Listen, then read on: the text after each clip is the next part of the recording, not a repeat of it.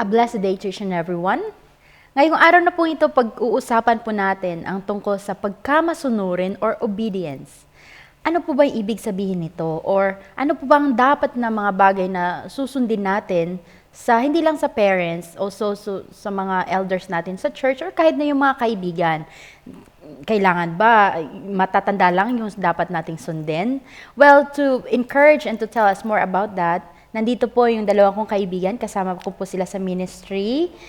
Si Teacher Ems Estelides. Hello, Ate Ems. Hello, May. Thank you so much for inviting us here. It's a great privilege to share something about obedience. Thank you very much. Yeah. And of course, she's one of my friend, a song leader. Ito'y napaka-talented din kasi marunong din siyang sumayaw. Huwag maliitin. My friend, Charmy Dear Ortiz.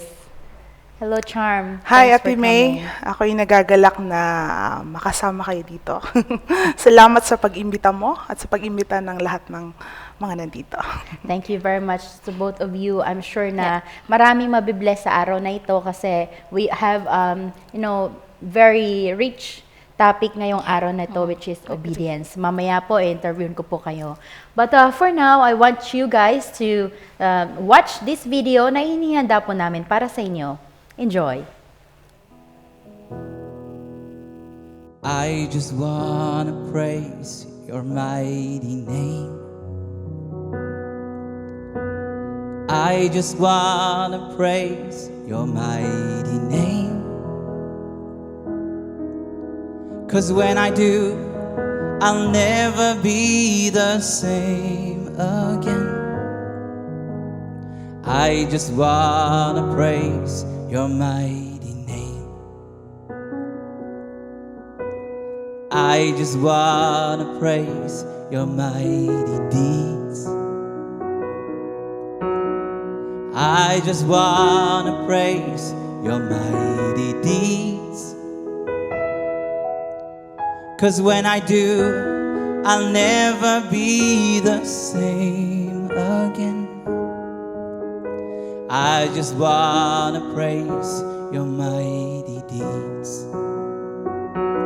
Christ has saved me and set my heart on fire.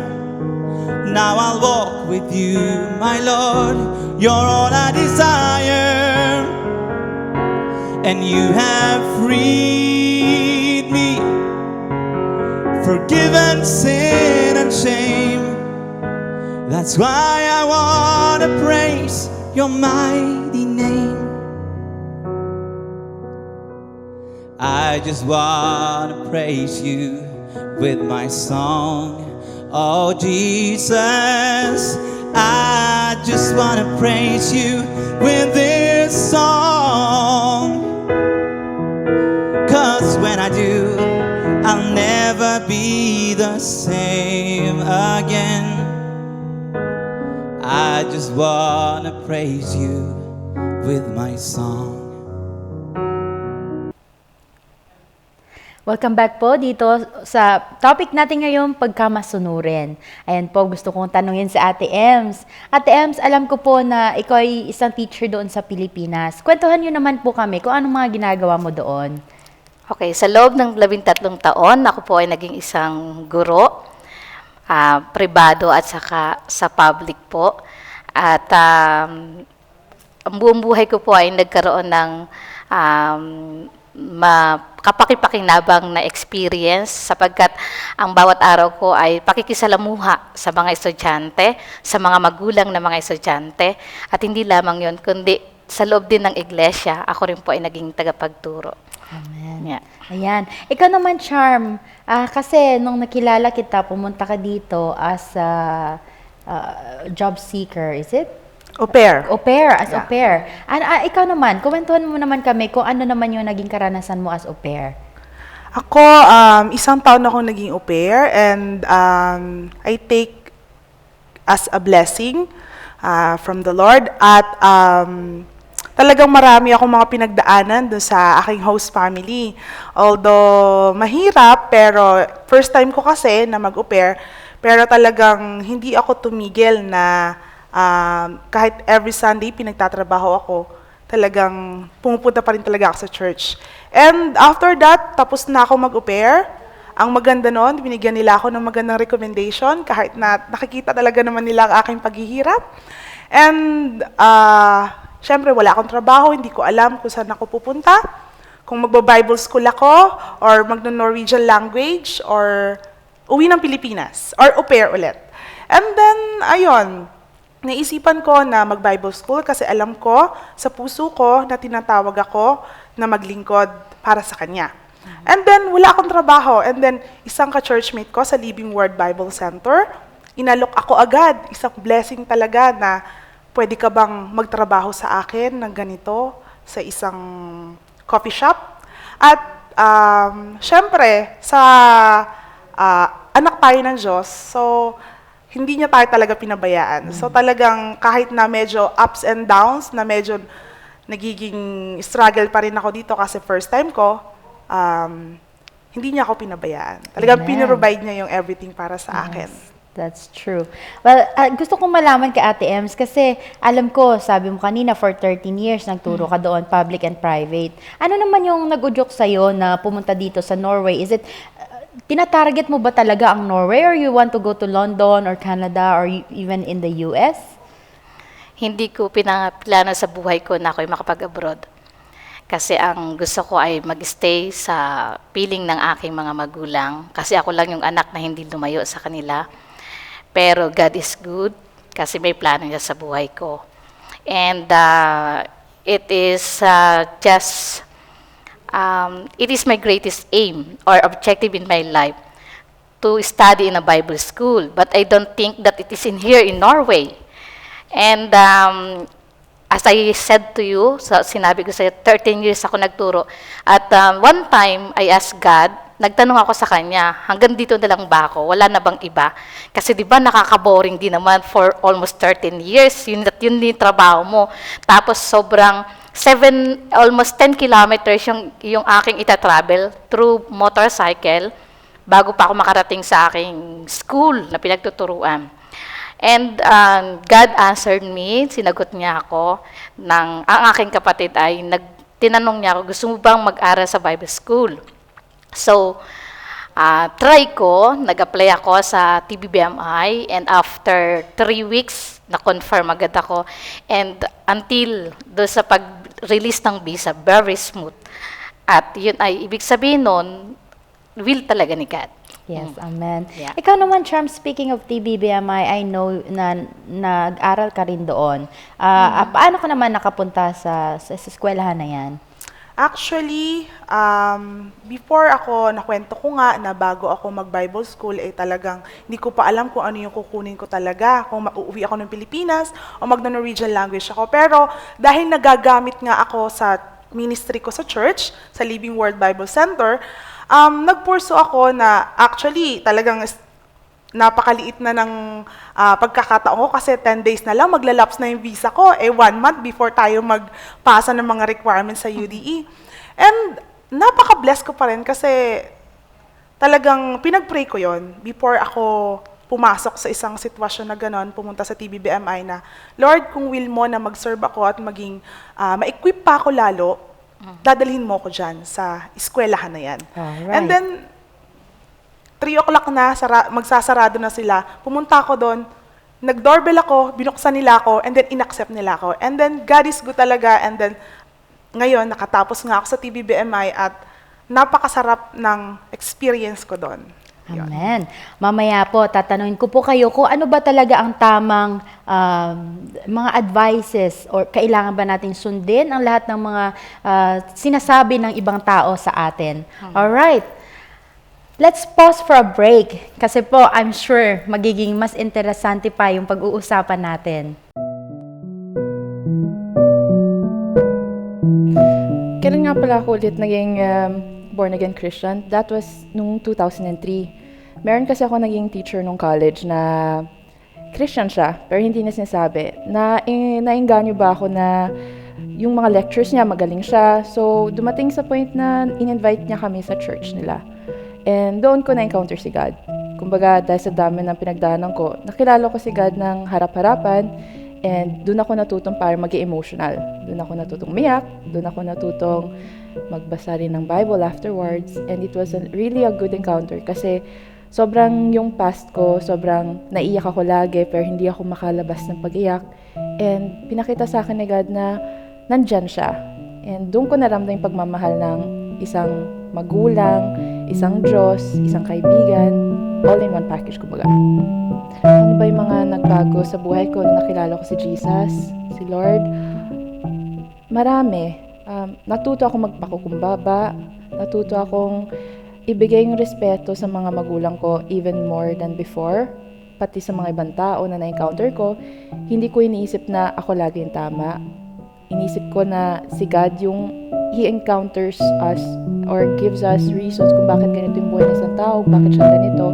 Inisip ko lagi na ganito siya kasi may nangyari sa past niya. So, hindi na ako yung nakikipag-usap sa isang tao na parang feeling ko ako lagi ang may alam lahat. And at the same time, parati akong nag-iisip na si God yung nag-encounter sa akin din. Gaano ba ka-importante sa akin ng buhay Kristiyano? Importante siya.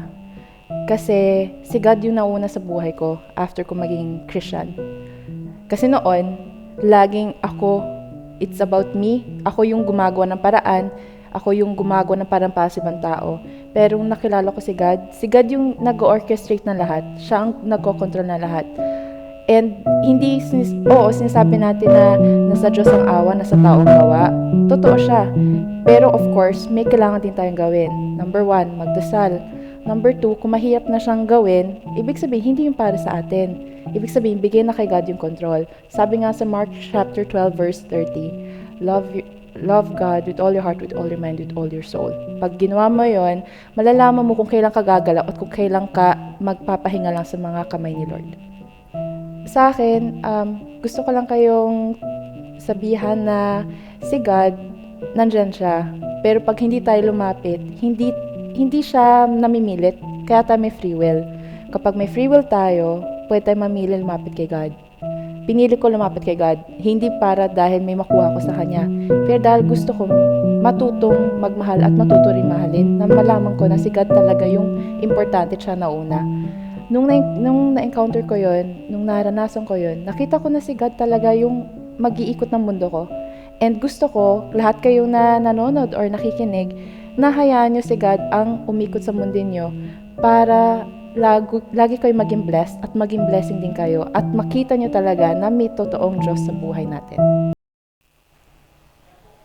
Welcome po ulit dito sa topic nating pagkamasunurin. Ngayon naman, tatanungin ko naman si Charmy dear. Ayan. Alam ko, Charm, you are, hindi naman sinasabi nating very loved, pero alam ko you are loved by your parents and your brother at saka sino man. Kasi si Ems, cousin mo rin, di ba? Oh, yeah. I can feel the love from your family. Pero meron bang time na naging pasaway ka, na hindi mo sila sinusunod kung anong sinasabi sa'yo? Kung iisipin ko, maraming pagkakataon na hindi ko sila sinusunod. Simpleng mga bagay. Sa simpleng mga bagay lang. Pero sa buhay ko, masasabi ko na pagdating sa ministry ko sa church, pagpunta sa mga fellowship sa church, never akong nag-skip sa mga utos sa akin at payo ng aking mga magulang. Kasi maliit pa lang ako, talagang as in dinadala na kami ng mga magulang namin sa Sunday school, hanggang sa lumaki kami na sa music, and then sabihin ko mga magulang ko talagang evangelist kasi sila, so never nila kaming inalaw na pumunta sa kung saan-saan para mawala kami sa aming mga ministry sa church. Ang isa lang masasabi ko na talagang payo sa akin ng mga magulang ko, kahit saan ka man pumunta, huwag kang lalayo sa church. Kasi sila yung makakapagbigay talaga sa'yo ng encouragement at makakapagbigay sa'yo ng lakas. Kaya hanggang ngayon, kahit saan man ako pumunta, nag-aral ako sa Manila kasi nasa province kami nakatira. Ngayon dito ako sa Norway, nagagamit ako. Amen. I could really see that. And you had been, napakalaki ng impluwensya mo sa amin. Si Ate Ems naman, ayan. May mga pagkakataon po ba na yung sasabihin natin, puso mo yung pinairal mo. At dahil nga po'y puso'y pinairal, hindi mo na sinunod yung mga payo ng magulang. Like for example na, wag mong gawin ito dahil hindi maganda sa'yo. Nangyari po ba yan sa'yo? Bilang anak, ako yung isang anak na masunurin talaga. Yes. And as pagiging masunurin, wala akong matandaan na sinuway ko yung mga magulang ko. And panglima ako sa magkakapatid, pero ako yung parang pinakang matanda. So, talagang kailangang makita sa akin as example o halimbawa na sumusunod sa magulang para the rest na member ng family ay sumunod din sa magulang. At isa sa pamanang iniwan sa amin, sabi ng aking mga magulang, ang pananampalataya lang ang pamana, na tanging pamanang po pwede naming iwan sa inyo at dapat panindigan nyo na hanggang sa kayo ay katagpuin ni Jesus doon sa kabilang buhay. Amen. Ayan. Napaka-inspiring naman yung mga thought ninyong dalawa. Kasi, I know both of you are still single, right? Yes. And alam ko sa mga nanonood ngayon, marami ding na-inspire kasi especially here in Europe, ang culture natin, men and women are equal. Pero when it comes sa Philippines, dapat yung asawa or yung babae magiging obedient talaga sa lalaki. Sa'yo, Charm, in the future, wife-to-be, is it very important to be obedient? Oo naman. Sa tingin ko, talagang importante na nasa Bible kasi yan na kailangan ng babae magpasailalim sa kanyang asawa. So, kung yun yung command ni Jesus Christ, so why not na i-obey natin? Sabi nga sa Bible, if you love me, you will obey my commandments. Kahit ano pa yan. Yun. And of course, yun ang gagawin ko pag nagkaroon ako ng asawa. No, nice naman. Is there somebody right now? Wala nga. Looking. Ikaw naman, Ate Ems. Kamusta Yes. naman? How is it so important for you? Kasi teacher ka. I know na pag hindi sumusunod yung mga estudyante mo, talagang maggagawa ka ng paraan, di ba? In order for you. Pero ano ba ang magandang motivation for you na ginagawa mo para ang estudyante may sumunod sa'yo? Yeah. Most of the time, maraming pagkakataon, hindi ako nag-uutos sa mga estudyante ko. Ako mismo yung gumagawa. Nahihiya naman sila. Like, for example, magbawalis ako, naka-uniform ako, umagang-umaga. So, sila na yung kumukuha ng sarili nilang walis, ginagaya ako. Sabi ng Muslim mga estudyante, uy, mahiya naman kayo, ma'am, siya pang nagwawalis. So, as an example, that is about doing it, not saying it. Pero ngayon, gusto ko namang malaman na pagdating ninyo dito after Bible school, hindi ka nag-stop sa ministry because kaagad-agad, sukob agad, di ba? Continue naman po kami niyan. Yun talaga yung pagtawag, calling. So, kailangan sumunod. Maging sa Pilipinas ka man, o maging sa Norway ka man, pag tinawag ka, kailangan sumunod. Kasi nga, pagpunta ko dito sa Norway, that is about trust and obey. At isa sa mga nag-strike sa akin din na verse, don't be afraid, just believe. At pag tayo naniwala, kasunod nun dapat yung pagsunod. Kasi para magkaroon ng bunga yung ating paniniwala, kailangang isagawa. Since hindi naman bago sa akin yung mga ginagawa sa church, sa ministry, hindi naman ako nahirapan. Kasi kung ikaw ay meron sa puso mo na sumunod doon sa calling niya, ano man ang pinagkatiwala sa iyong talento, ano man pinagkatiwala sa iyong kakayahan, dapat gamitin mo yon.